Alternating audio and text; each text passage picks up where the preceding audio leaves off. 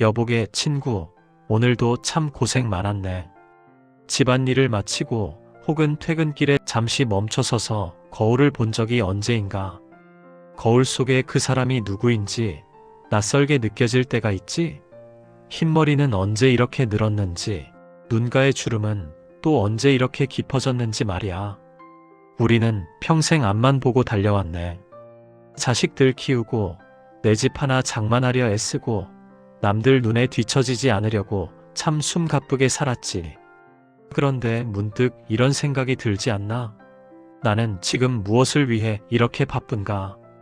내가 정말 행복하긴 한 걸까? 독일의 철학자 쇼펜하우어는 이런 우리를 보고 인생은 고통과 무료함 사이를 왔다 갔다 하는 시계추와 같다고 말했네. 참 차갑고 비관적인 말 같지만 사실 그 속엔 우리 인생 후반전을 구원할 놀라운 지혜가 담겨 있다네. 오늘은 죽기 직전에야 비로소 깨닫게 된다는 인생의 진실에 대해 이야기해 보려 하네. 이 이야기가 끝날 때쯤이면 자네의 어깨에 놓인 묵직한 짐이 조금은 가벼워지길 바라네. 첫 번째 지혜, 타인의 눈이라는 감옥에서 탈출하기. 우리가 평생 가장 많은 에너지를 낭비하는 곳이 어딘지 아는가? 바로 남의 시선이라네. 쇼펜하우어는 인간의 허영심이 모든 불행의 시작이라고 했지. 우리는 내가 가진 것보다 남에게 보여지는 것에 더 목숨을 건다네. 좋은 차를 타고 브랜드 옷을 입고 자식 자랑을 늘어놓는 것들. 사실 그건 내가 좋아서라기보다 남들이 나를 대단하게 봐주길 바라는 마음에서 시작된 것들이지. 하지만 생각해보게나. 자네가 어제 만난 친구의 옷차림이 기억나나? 아니면 그 친구가 자랑하던 집 평수를 진심으로 부러워하며 밤새 잠을 설쳤나? 아닐걸세. 사람들은 남의 인생에 생각보다 관심이 없다네. 다들 자기 삶을 살기에도 벅차거든. 그런데 우리는 정작 주인 없는 감옥에 갇혀서 타인의 평가라는 채찍을 맞으며 살아가고 있어. 쇼펜하우어는 말했네. 우리가 행복하기 위해서는 타인의 의견에 과도하게 의존하는 습관부터 버려야 한다고 말이지. 타인의 시선을 신경 쓰는 에너지를 단 10%만이라도 내 내면을 돌보는 데 쓴다면 우리 인생은 지금보다 훨씬 풍요로워질 거네.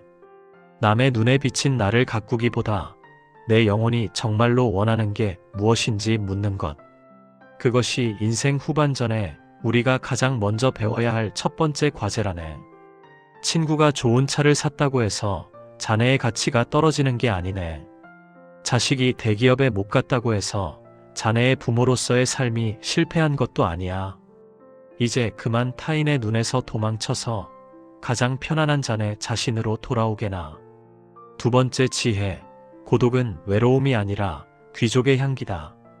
나이가 들수록 주변 사람들이 하나둘 떠나가는 게 두렵지 않은가? 친구들은 바빠지고 자식들은 제 갈 길 가고 배우자와의 대화도 예전 같지 않지. 많은 이들이 이 고립감을 외로움이라 부르며 슬퍼하네. 하지만 쇼펜하우어는 고독을 전혀 다르게 보았네. 그는 인간은 홀로 있을 때만 온전히 자기 자신이 될 수 있다고 했지. 쇼펜하우어가 말하는 고독은 귀족의 향기와 같네. 사교성이 좋다는 말은 사실 자기 내면이 빈곤해서 다른 사람의 에너지를 빌리러 다닌다는 뜻일 수도 있어. 혼자 있는 시간을 견디지 못하는 사람은 자신과의 대화가 불가능한 사람이라네. 하지만 자네, 한번 생각해보게. 진정한 지혜와 평온은 언제 찾아오는가? 수다스러운 술자리인가? 아니면 고요한 산책길인가? 고독은 결핍이 아니라 충만함이라네. 내가 좋아하는 책을 읽고 좋아하는 차를 마시고 내 마음의 밭을 일구는 시간. 그 시간들이 쌓여야 비로소 인생의 깊이가 생기는 법이지. 쇼펜하우어는 사교계란 마치 한겨울의 모닥불과 같아서 현명한 사람은 적당한 거리를 두고 몸을 녹이지만 어리석은 사람은 불 속으로 뛰어들어 화상을 입는다고 비유했네. 억지로 사람들에게 끼려 하지 말게. 나를 이해하지 못하는 사람들과 어울리며 에너지를 낭비하는 것이야말로 가장 큰 시간 낭비라네. 혼자 있는 시간을 즐길 줄 아는 사람, 그 고독을 당당하게 누릴 줄 아는 사람이야말로 노년의 품격을 완성하는 진정한 승자라네. 세 번째 지혜, 행복의 원천은 가진 것이 아니라 나 자신이다. 우리는 행복해지기 위해 자꾸만 무언가를 채우려 하네. 더 큰 집, 더 많은 잔고, 더 높은 지위. 그런데 쇼펜하우어는 아주 뼈아픈 말을 던졌지. 가진 것이 많아도 내면이 빈곤한 사람은 깨진 유리창으로 보는 아름다운 풍경과 같다고 말이야. 아무리 멋진 풍경도 유리창이 더러우면 소용없듯이 내 마음이 불행하면 천국에 가도 지옥처럼 느껴진다는 뜻이네. 행복은 객관적인 상황보다 주관적인 기질에 좌우된다네. 똑같이 비가 내려도 어떤 이는 가뭄에 단비라며 기뻐하고 어떤 이는 신발이 젖는다고 화를 내지. 인생의 행복을 결정짓는 것은 외부의 환경이 아니라 세상을 바라보는 자네의 마음이라는 안경이라네. 쇼펜하우어는 정신적인 자산이 풍부한 사람을 가장 부러워했네. 지식, 예술에 대한 사랑, 사색하는 능력. 이런 것들은 도둑이 훔쳐갈 수도 없고 세월이 흘러도 낡지 않거든. 반면 돈과 명예는 언제든 바람처럼 사라질 수 있는 것들이지. 여복의 친구, 이제는 밖에서 찾지 말고 안에서 찾게나. 맛있는 음식 한 끼에 감사하고 길가에 핀 꽃 한 송이의 아름다움을 발견할 줄 아는 마음. 그게 진짜 부자의 삶이라네. 내 영혼이 단단하면 외부의 빗바람에 조금 흔들릴 지언정 뿌리째 뽑히지는 않는 법이지. 자네의 마음은 지금 어떤 자산으로 채워져 있는가? 네 번째 지혜, 인생은 원래 고통이라는 기본값을 인정하라. 이 말이 참 야속하게 들릴 수도 있겠네. 인생이 고통이라니 너무 비관적이지 않은가? 하지만 쇼펜하우어의 이 통찰은 사실 우리를 해방해주는 말이라네. 왜냐하면 우리가 불행한 가장 큰 이유는 나는 항상 행복해야만 한다는 강박 때문이거든. 세상은 원래 불공평하고 계획대로 되지 않으며 예기치 못한 슬픔이 찾아오는 곳이라네. 그런데 우리는 조금만 일이 안 풀려도 왜 나만 이렇게 힘들까? 라며 자신을 원망하지. 하지만 인생은 원래 고통이라는 사실을 받아들이면 작은 불행에도 의연해질 수 있네. 그럼 그렇지, 인생이 어디 쉽기만 하던가 하고 허허 웃어넘길 수 있게 되는 거지.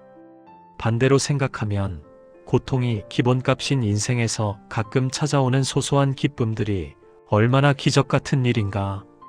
아침에 일어나 마시는 따뜻한 커피 한 잔, 자식의 안부, 전화 한 통, 무탈하게 하루를 마무리하는 평온함. 이 모든 것이 당연한 게 아니라 정말 소중한 선물이 되는 거네. 행복을 쫓느라 헉헉대지 말고 고통이 없는 상태를 유지하는 것에 만족해보게나. 몸이 크게 아프지 않고 큰 걱정거리가 없는 상태. 쇼펜하우어는 그것이 인간이 누릴 수 있는 최고의 행복이라고 했네. 큰 기쁨을 찾으려다가 현재의 평화를 깨트리는 우를 범하지 말게나. 결론적으로 가장 늦었다고 생각할 때가 가장 정직할 때야. 자, 이제 이야기를 마무리해 보려 하네. 쇼펜하우어는 평생 독신으로 살며 고독을 예찬했지만 사실 그도 우리처럼 사랑받고 싶어 했고 인정받고 싶어 했던 평범한 인간이었다네. 다만 그는 나이가 들면서 깨달았던 거지. 세상에 영원한 건 없으며 오직 내 마음만이 유일한 안식처라는 사실을 말일세. 죽기 직전에 사람들이 가장 후회하는 게 뭔지 아는가? 내가 하고 싶은 걸 해볼 걸이 아니라 남의 눈치를 보느라 나를 너무 소홀히 대했다는 것이라네. 자네는 아직 늦지 않았어. 오늘 이 영상을 보고 나서 거울 속의 자네에게 이렇게 말해주게나. 그동안 고생 많았다. 이제는 남 말고 나를 위해 살아도 된다.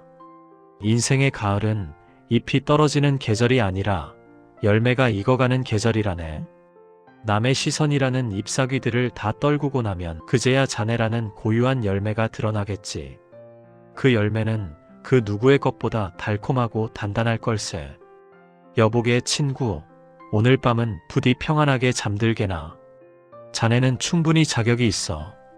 내일 아침에는 조금 더 가벼운 마음으로 오직 자네만을 위한 해를 맞이하길 바라네. 지금까지 삶의 지혜였네. 자네의 남은 인생이 그 어떤 시절보다 찬란하게 빛나길 진심으로 응원하네.